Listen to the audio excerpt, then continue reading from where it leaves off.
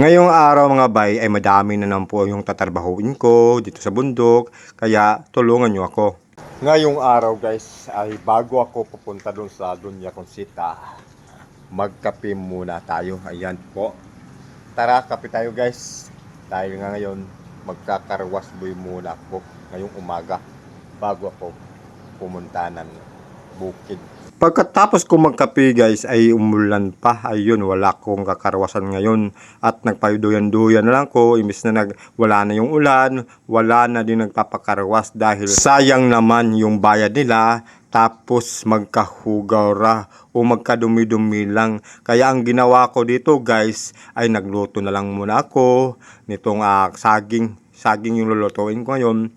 At dahil wala akong asukal, wala akong pambili din, kaya kinuha ko na lang itong kangkongkong, ambot, unset tawag ani, basta matamis na mapait. Kayo guys, ano bang tawag ito sa inyo? Na basta magluluto lang ko dito ng saging, basta masudlan na good ang tiyan, goods na.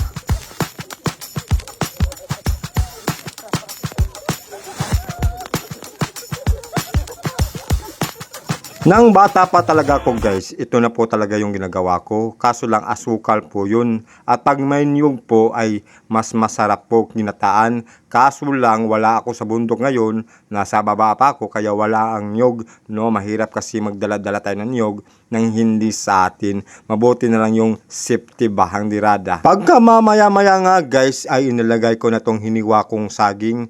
Pero mas masarap po ito guys kung hinog na no. Para naman mas bagay po talaga dito sa nilagay kong asukal iced tea. Hindi pala ito asukal, basta matamis pero mapait-pait lang, pero hindi naman ako mapili kaya okay lang. Pagka mamaya-maya nga guys ay dumating yung service ni Boss Kirby, kaya ipinaubaya ko na lang sa mga kasamahan ko habang ako ay nagluluto. Mga astig naman tong kasamahan ko, kaya ako'y naliligo na lang guys dahil pupunta na lang ako ng Dunya Consita para presta ba, para ingnon batisoy na cute na gwapo pero di good. Tapos kaon na lang ko para aron makalakaw na ko dito sa Dunya Consita. Medyo madami kasi yung tatrabahuin ko guys, pero okay lang, dahan-dahan lang yung trabaho, matatapos din yan. Kung mabilisan kasi yung trabaho mo guys, tapos bukas wala ka o di walang epek pa rin.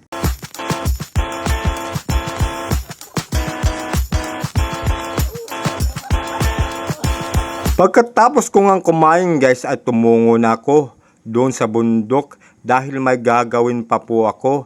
At heto na po ako sa batungan. Ang ginawa ko dito guys, hinagbukan ko ba para naman mas maganda tingnan. Ang mga pananim ko dito guys ay hindi ko na abubunuhan muna kasi yung lupa dito virgin na virgin. Murag ako ba virgin kaya malusog. Wow naman. Uy, totoo naman talaga, virgin na virgin ako. Wala naman kayong nakikita na may shoot ako, di ba?